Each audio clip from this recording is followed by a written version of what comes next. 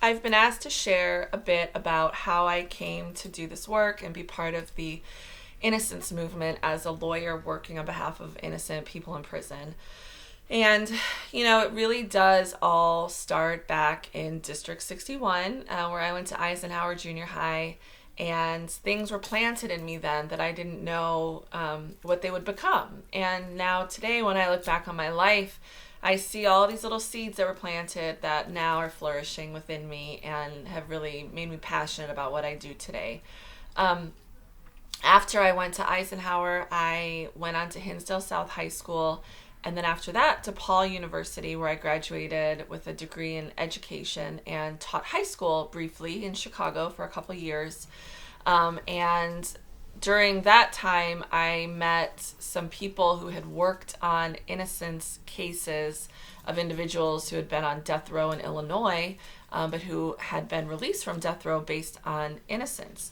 And when I learned about that work and saw what was being done, I just really wanted to be a part of it and knew that it was a passion inside of me. And I decided that day that that was what I wanted to do with my life. So I went to law school. I chose Cardozo Law School in New York City because that's where the Innocence Project first began, as a clinical program for law students to work on cases while in law school. And so I did that clinic. Found it to be just as rewarding and meaningful as I had expected it to be. And upon graduating from law school, I moved back to Chicago and began working for a defense attorney in the Chicago area.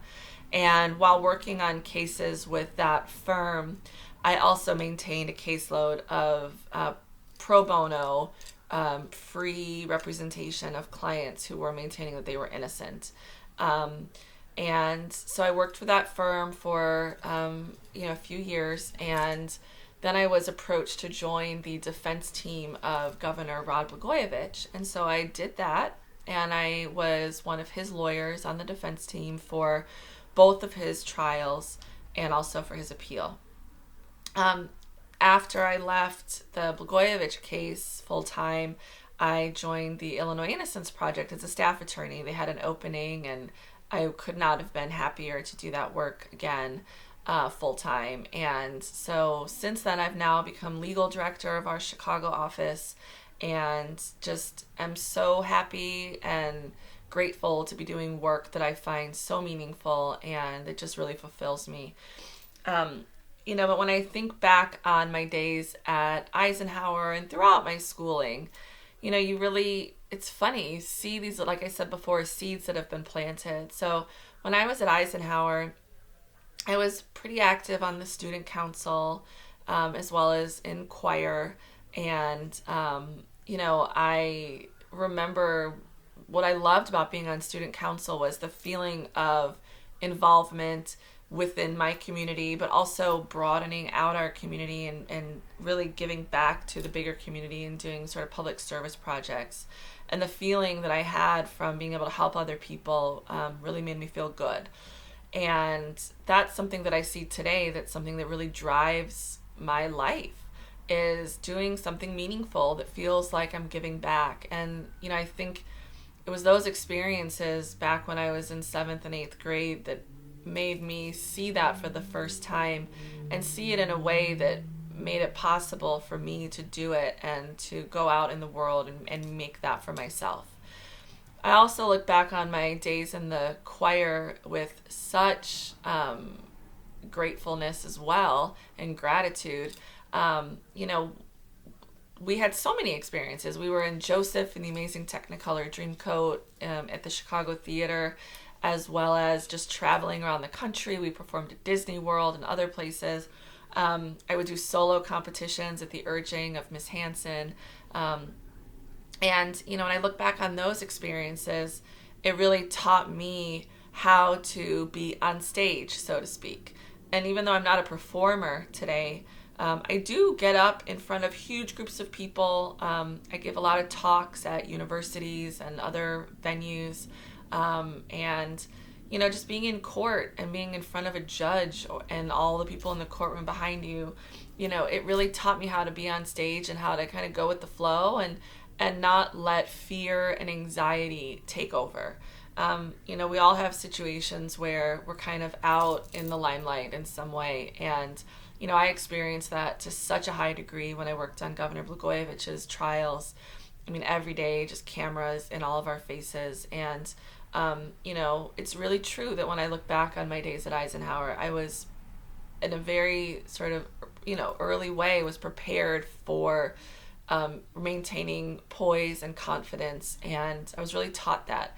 And so I look back on Miss Hanson and Mrs. Rodkin and all of the people at Eisenhower, and I'm just so grateful for everything that they taught me. And it was more than just the education in school. It was everything beyond that as well. And then, you just think back to even subjects and classes that I had. I think back to the Revolutionary War history that we learned in social studies and learning the preamble to the Constitution. I remember those things. And when I look at my life today, it is a actual representation of all of those things. I argue the Bill of Rights in court constantly in all of my filings. And, an example of the Constitution in action is, when I, as a lawyer, am standing in between my client and the government and fighting for them and fighting for their rights. Those things are real, and the things that you learn today, even though they seem like something that happened hundreds of years ago and they're not applicable to your life today, there are things that will stick with you, and someday you're going to realize, wow, that really applies to my life. And it may not be the Constitution. It may be something that you learn in a different class, a math class or somewhere else, but it will come back and you will realize that the things that you learned today are going to be with you tomorrow.